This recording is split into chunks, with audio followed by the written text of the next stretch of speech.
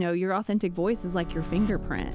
And your fingerprint's unique, it's different, no one else has it. And that's the same thing with your voice. And so you want to make sure that no other human intelligence and no other artificial intelligence is quieting that voice that's yours, because it's unique, it's special, and it needs to be heard. Dr. Kasie, thank you so much for joining us on This is Purdue, the official university podcast.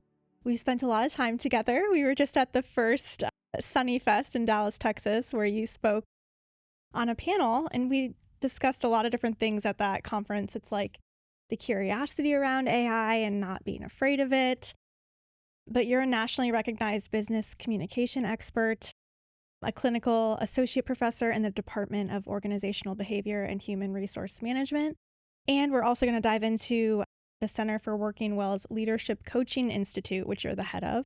So we have so much to discuss today. Thank you so much for coming. Thank you so much for having me. So let's get into it. AI is in the news a lot. Lots of headlines about it right now, right? Yes.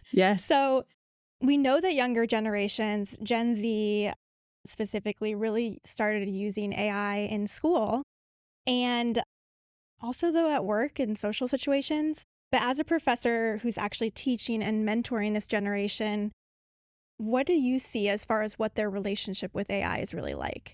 Sure. Well, thank you for that question. It's such an important one right now. And when we think about Gen Z, we need to think about the age range of what Gen Z is. So Gen Z is ages 13 to about 28. So we're thinking latter part of junior high, all of high school, all of college, and even into like early career makes up Gen Z. And so Gen Z is like our first like digital, what we call digital natives. And they grew up really with smartphones and social media platforms being a part of just society. It was something normal for them. So when we think about how Gen Z and really all of us are really kind of rumbling with artificial intelligence, I think it's important to think about a couple things. And I do have some anecdotal data that I can tell you from my own experiences teaching over in the Daniel School of Business. Some of the things I'm seeing are actually really tracking with what some big research is showing. And so I'll mention a few things. Gallup had a study that just came out this past spring, and it was done by the Gallup Walton Family Foundation. And they did a big study looking at voices of Gen Z and then how American youth view and use artificial intelligence. And what I found actually is tracking some with what I see in the classroom. So I'll just go over a few things for you here because I think it's really interesting. First, they are talking about in their kind of key findings that most Gen Zers say that they do use generative AI. So things like ChatGPT or Gemini or Copilot. So almost like 80% are using it. But something that's interesting is that they're saying that those tools are more likely to make them anxious than it is to make them like excited or hopeful. Wow. And I think that's an interesting thing that we have to look at. So when we're thinking about that, I think one of the biggest issues that's happening is that they don't feel prepared to use the tool. And whenever you're not prepared to do something, you're going to get nervous. Sure. And so I think that's kind of one of the biggest things we're seeing right now, where they are using it, they're willing to learn it, but they want more tools to do that. And we're doing that over in the Daniel School. We're providing them with some of those tools. Yeah, tell us about some of those tools that you all are using. Yeah, absolutely. So I'll tell you a little story, if that's okay. We started back in 2021. I developed our strategic business writing course. It's our core undergraduate business writing course that all Daniel's students, undergrads, take. And the course originally started as just a pilot course, one section, and we wanted to see how it went. And I started with what I call my people first framework. And this was, again, spring 2021, before ChatGPT and AI started to make its appearance, which that didn't happen until November 2022, the very end of November. So the class started, I had this people first framework, which I know we might talk about a little bit later, but they're people first skills, things like audience analysis, emotional intelligence, et cetera. And I knew that these people first skills are things that that students need to take into the workplace. And so we started that, and then we were talking about different types of business writing and so forth. Well, the class, as it was very popular. We got really lucky. I tried to create a really great class. What happened was the advising office kept saying, "Can you offer more sections?" And I was like, "We need to hire more people. I can't teach all of these." Long story short, today, this year, there are 35 sections of the course being taught across 5 faculty, and I do teach some of those sections. And so it's grown substantially. My undergraduate textbook that I wrote that came out in May 2024, we're using it. It has that people first framework, but then it also has best practices for using artificial intelligence.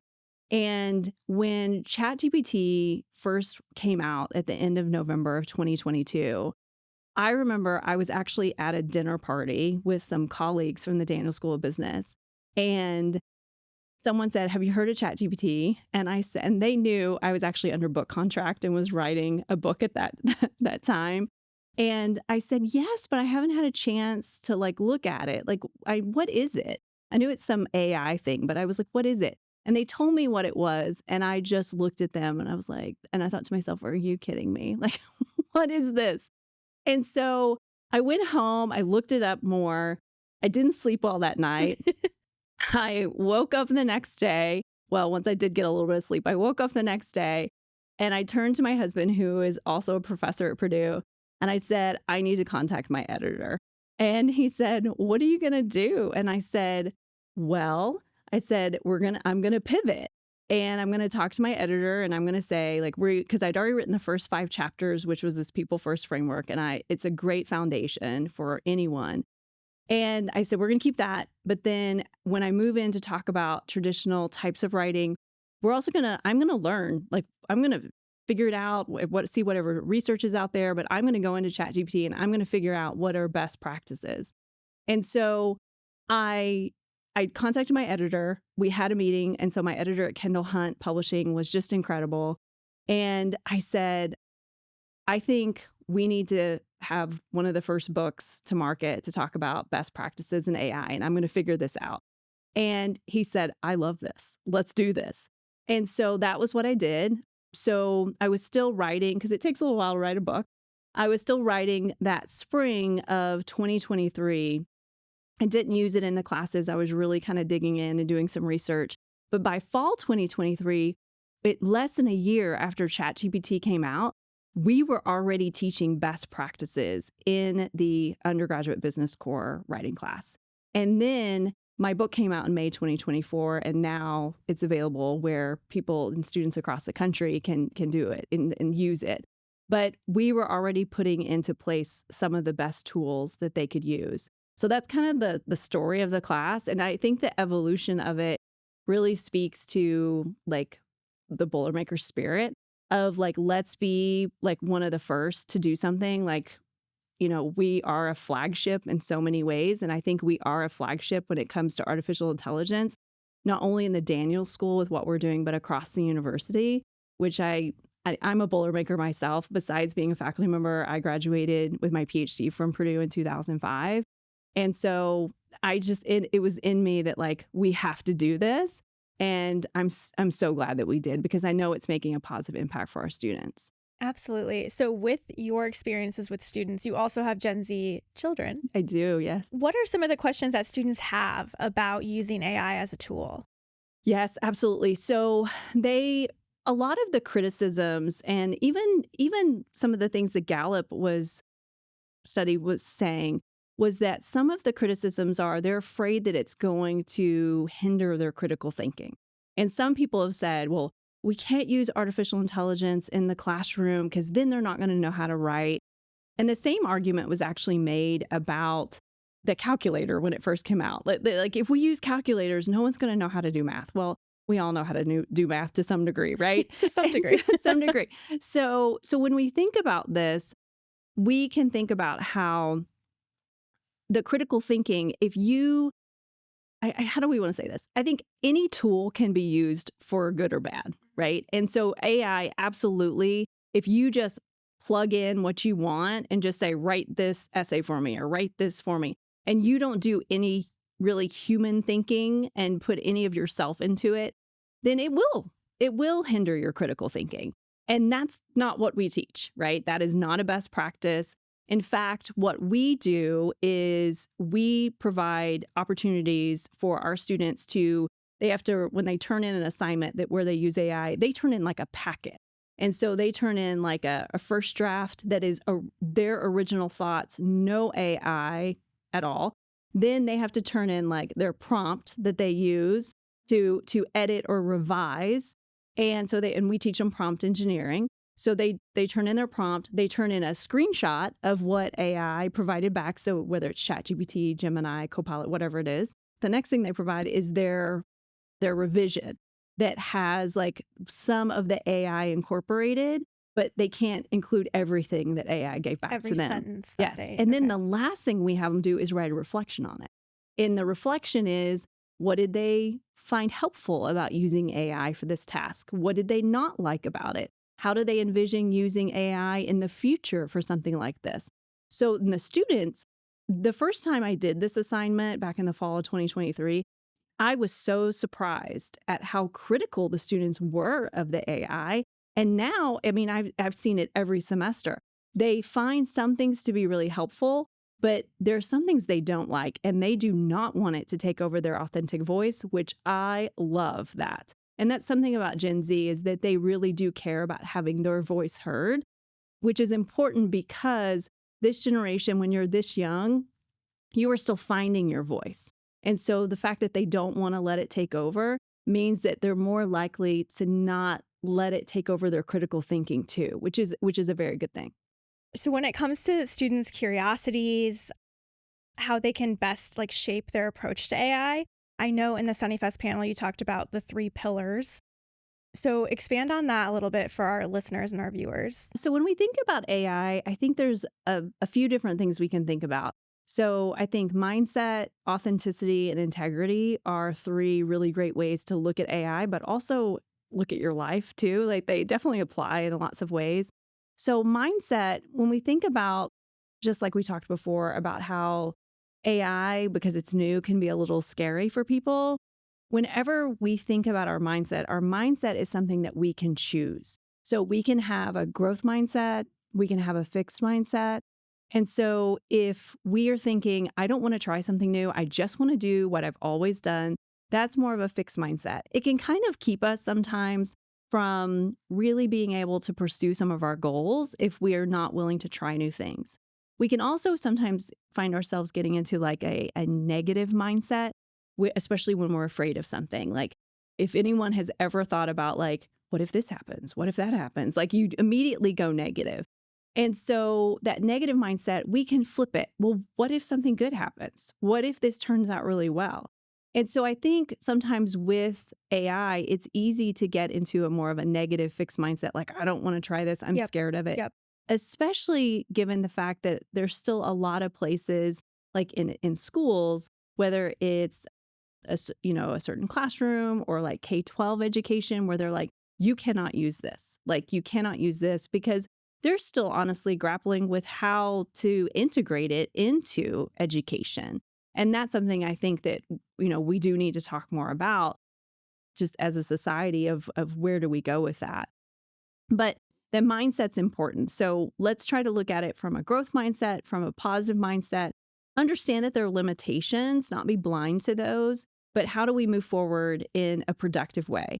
So that's the first one. But then authenticity. So we talked a little bit about that authentic voice and how important it is. And, I mentioned at SunnyFest that, your authentic voice is like your fingerprint.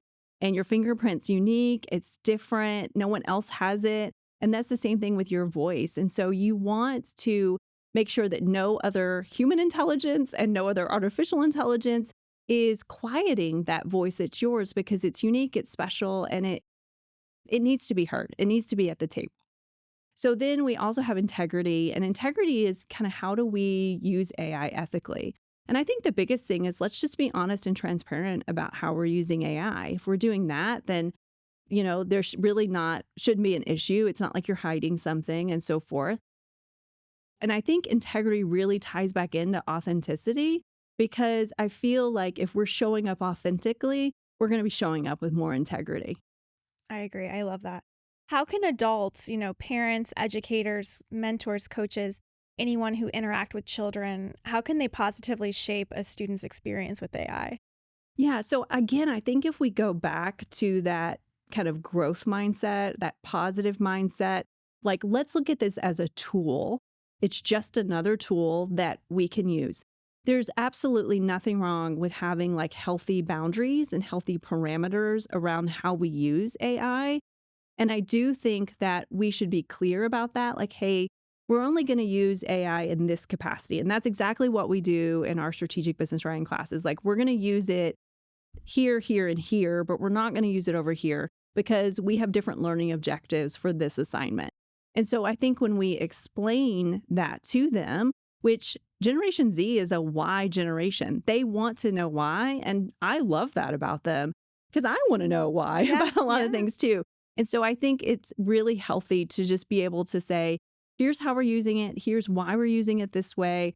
And people can then buy into it because no one, and this is something I talk about in my people first approach and framework when I talk about emotional intelligence, is that we want to look towards buy-in and not compliance. And so if we can get anyone to buy into something like, hey, we're going to use AI this way, it's going to help you in, certain ways and so forth, then people are going to be more likely to follow those rules and so forth. Then instead of if you just say, you have to use it just like this, and I'm not going to explain why, then people, even children, are going to push back on that because there's a universal truth about people. It's an old communication theory. It's a politeness theory where people want to be valued, respected, and they want to have some autonomy. And so if we're explaining and getting buy-in with that, then they're going to be more successful. Absolutely. Let's talk about your people first approach because in your teaching, you advocate for this strongly when it comes to both communication skills and using AI as a tool. So talk a little bit about this approach. Anyone who knows me knows that I really love my people first approach. And it really consists of kind of like 5 big skills. And they are audience analysis, emotional intelligence, critical thinking and problem solving, building connection and trust, and communication ethics. And so they're the first 5 chapters in my textbook. And we walk through those, and I give actually a lot of talks on this. Like I call it the communicating well at work using 5 people first skills. And this resonates with every audience I talk to, whether it's undergraduate students, it's, staff here at Purdue, it's executive audiences at organizations where I'm doing workshops or keynotes.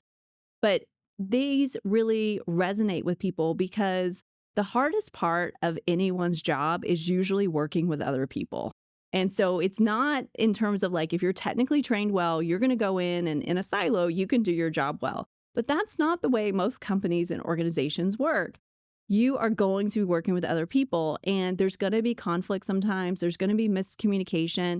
And these 5 people first skills are going to help set you up for success. And it's going to help you to communicate well at work. So when we think about audience analysis, so like if you and I were going to be having a one-on-one meeting, I would go in and I would have some talking points, but I would be thinking about not just what I want out of the conversation, but what do you want out of the conversation? So who are you? What do you care about? What's the best way to communicate with you, et cetera? And then there's emotional intelligence, which is the second one. And emotional intelligence is getting really curious about the emotions that you're experiencing and thinking about them before you respond. And then also trying to understand and be empathetic about where other people are coming from when they're communicating with you. And then we also have critical thinking and problem solving, which is a lot of like core competencies of like what you do in your job and how you communicate, building connection and trust, which has a component of authenticity, strategic thinking, et cetera. And then communication ethics, which is really about kind of like a personal standards of ethics. So being honest, being fair, being transparent, being responsible, et cetera. So a lot of institutions, especially in education, are trying to develop these policies around Gen Z and Gen Alpha's AI usage. I know you just said, K through 12, they're kind of like, whoa, we don't even want to get into that yet. What should these organizations consider when they're creating policies? Yeah, so I do think a lot of K-12 are talking about it. They just haven't implemented anything yet. And so I do believe like Purdue is again a flagship for, we already have some AI policies. We're currently building more. I'm currently serving on an AI task force in the Daniel School of Business. We're looking at new things to recommend to the university, et cetera. So it's definitely evolving because AI is evolving. But I do think that K-12 education, like in higher education, it's important for us to pay attention to what's happening in K-12 education because those are the students who are coming to us. And I know K-12 educators want to prepare students for the world, whether it's education or going straight into the workforce. They want to prepare them as best they can. And I have the highest respect for K-12 educators. And so when we think about the K-12 education, I think there are a couple things that I really I dream about. And I dream that as we start to develop artificial intelligence and put it into curriculum, which I think will eventually happen, I hope that we will also kind of run a parallel path that will be connected of putting more emotional intelligence into the curriculum as well. Because if we can do a blend of that people first, that emotional intelligence, and helping people to navigate and understand their voice, their emotions, their feelings, et cetera, while we're also bringing in artificial intelligence, I think that could be a game changer in a lot of ways. And so I think that as K-12 educators start thinking about this more, I hope that they'll think about both of those and how that could fit into curriculum. As a strategic communications expert, you also help students think through, foundational skills, emotional intelligence. We talked about critical thinking, problem solving. How do you think all of those play a role that people first approach when it comes to using AI? Well, I think that if you are using a people first approach, then you are going to show up more authentically, right? You're going to remember like AI does not know the person that I'm writing this email to. Only I know That's a this great person, point. right? And because AI really can only work with the situation context that you give it. And so we think that AI knows everything, and it knows a lot, but it does not know as much as we know. And so we have to make sure that when we use that people first approach, that we keep in mind that AI is limited. We also have to keep in mind a couple of things about AI that AI can be wrong, just Yes. flat out wrong. Yep. And so you cannot trust it. You have to fact check it. You have to go and make sure because it can hallucinate and make up things. It also can have biased information. It also can, when we think about AI, we want to make sure that we never put anything confidential into AI. Like if I'm writing an email to someone and maybe I want to like revise it or something and polish it and I'm trying to be more efficient because I have a lot of emails to return, I make sure that first of all, there's nothing confidential in here. I take out any names, I redact those, and I keep it like a basic structure. Sure. And then that way you are not providing it with like too much detail. So I think that it's healthy to use in certain ways, like brainstorming, outlining, maybe revising something. But you also want to keep control of what information you're putting into like ChatGPT and so forth.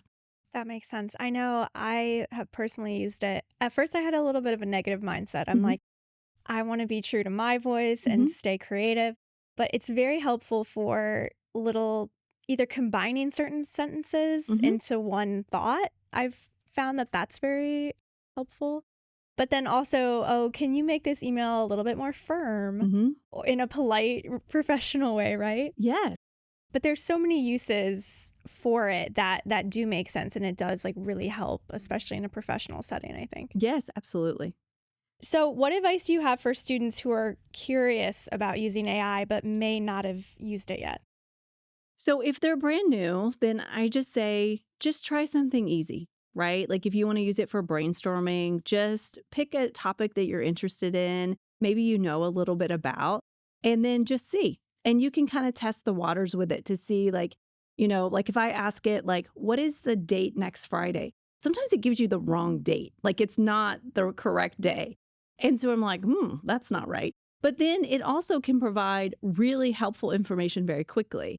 So I would say just take something you know something a little bit about, maybe do a little brainstorm with it, or maybe take some writing, again, that is not confidential, nothing like intellectual property or something. Like when I write, like I'm writing a book right now, I would never put that in ChatGPT. That's a good point. I don't want to know what it has to say. I am not interested in that. And so I wouldn't put anything that you feel like I own this, but maybe put like, hey, I had this one paragraph and I felt like it wasn't exactly where I wanted. So ask it to help you to revise it, to make it maybe a little bit more concise or something like that. So I would say just play with ChatGPT a little bit to just see what it can do and where your comfort level is. And I think that would be a good start. Let's dive into some of the fun things that you can do with AI. I know people we were traveling with to Dallas for Sunnyfest used it to book restaurant reservations, to look up things to do. You and I talked about, hey, I have this, and this in my fridge. What can I make with it? Tell us about a couple fun things that you can do with AI that might be outside the box. Sure. Okay, so I can tell you a couple things. Definitely one of the ones we talked about before was, and I've used this recently on more than one occasion, where I have limited amount of ingredients in my fridge and in my pantry because I need to go to the grocery store. And I was working from home and I thought, what are we going to do for dinner tonight? And I want to do something in the slow cooker so I can be productive with work. So I plugged that into ChatGPT and said, here are these ingredients, because I thought they made sense to maybe go together, but I wasn't sure what to do. And absolutely, it came out with like 3 different recipes. I picked which one I wanted and I threw it in there and everyone was thrilled with dinner. And they were like, what is this new recipe? And I mean, it impressed my teenagers, which was great. So that's a fun thing. One thing I did over the summer, because I don't always keep everything in ChatGPT, like I'll erase things occasionally and so forth, because I don't want to have a whole bunch of stuff there. But I asked it to vision board with me, like a day in the life of what I would be doing like 5 years from now. And I listed out some of the things that I envision for myself 5 years from now and like things that I want to be doing with my work and so forth as a faculty member here at Purdue. And it was really cool what it came up with. I love that. We talked a little bit about this with the comparison of the calculator and not being able to do math. The late 90s, early 2000s, Wikipedia, using that as a source. What are some of those common ethical questions that come up with students using AI in the classroom?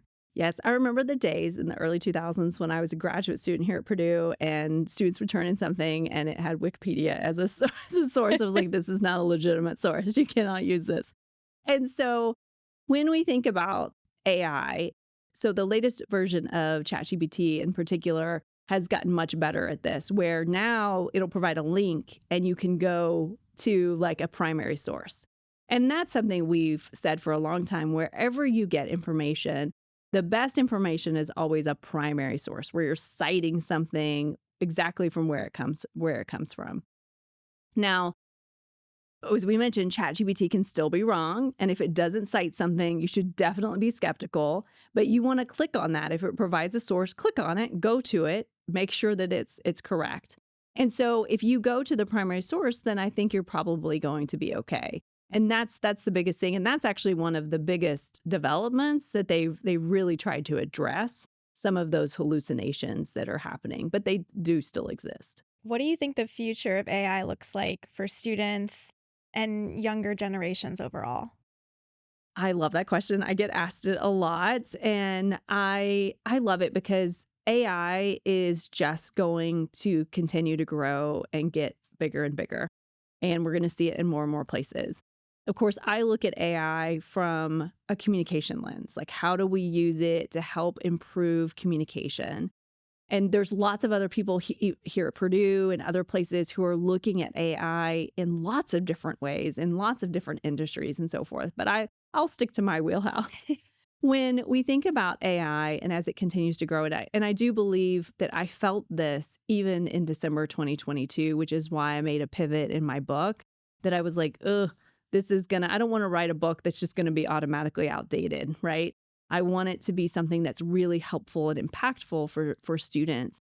And that's why I'm a professor, is because I care so much about helping people to develop like really important skills like communication that I know can make such a difference in their life. But when we think about AI and as it continues to evolve into the future, it will get bigger, it will be integrated more. And so the more we can understand how it works and how we can best use it and how we can still keep control of it, I think the better it's going to be. And I do believe, especially when we think about Gen Z, but also the other generations too, that if we look at how do we continue to use this with an authentic voice, use it with integrity, so be honest and transparent about how we're using it, then we're going to use AI more responsibly. And I think that that's an important part of the future of AI. I love that, being honest and authentic about how you're using it. And speaking of the future as well, you're the head of the Leadership Coaching Institute within the Center for Working Well in the Daniels School of Business. But you all have some exciting things coming up, so I want to give you an opportunity to talk about that and tell us what the latest news is. Thank you so much for asking about that. We're very excited about the new Leadership Coaching Institute, which is housed in the Center for Working Well in the Daniels School of Business. The Leadership Coaching Institute, one of the things that we're so excited about that we're going to be piloting in the spring due to a just incredibly generous donation, is that we're going to start to offer undergraduate executive coaching. And we're going to start with it on a small scale this spring, and we're going to pilot it. So we are going to be one of the first in the country to be able to offer this to undergraduate students. Most people, when they get executive coaching, it's not until mid-career, and if they're lucky. Right. And so we're going to help students like start their careers with like a coaching mindset. So we'll be talking about things like communication and grit and resilience and persistence, et cetera. So we're very excited about that part of it. Also in the Leadership Coaching Institute, we are also developing right now with executive education that's going to launch later this spring, an asynchronous program that's going to look at like working well and leadership topics. But then we're also going to have a synchronous component where once a week, because it'll be about 6 weeks, once a week, they'll get to meet with the faculty expert in their cohort of about 40. They'll get to meet with their faculty expert on that topic and participate in a leadership lab. So what's great about this is that it will be like a small grouping of 40. It'll be very convenient. People can do it from wherever. So if we have any Boilermaker alums who want to come back and do something, they will be welcome to. But it's going to be something that I think is going to be really meaningful for people, and we're very excited about that. We also are currently continuing to work with companies on working well journeys where we develop customized programming for them, and that all runs through the Leadership Coaching Institute. So we talk about things like managing stress, burnout, motivating employees, communicating well at work, et cetera. We have a number of topics that we talk about, and people have found it really impactful for them. And we, again, love helping people. And so the Leadership Coaching Institute has a lot of great things happening. And we are so grateful for all the support really from the Mitch Daniels School of Business on this. That is so exciting. Congratulations. Thank you. Thank you again for joining us. Is there anything else that I missed that you want to talk about when it comes to AI or anything in the future coming up for you? You know, I just want to say, well, first of all, thank you so much for this opportunity. And I do want to mention just really briefly what an incredible event Sunnyfest was when we went. It was so inspiring. And to be on that stage and to be able to talk about AI and to see it resonate with, the young people in the audience. I think that we need to have more conversations like that and like this, because when we think about AI moving into the future, just like when we think about, I think, emotional intelligence too, there's so much opportunity for growth and there's so much that we can do to improve people's lives. And again, that's why I do what I do, is because I truly just want to help other people. And I know that when people develop their communication skills, it is going to make a positive difference in their lives. And for me, I feel really lucky and blessed to be able to do that and to be able to do that here at Purdue in the Daniels School of Business. It's really just an amazing opportunity and it's a dream come true for me.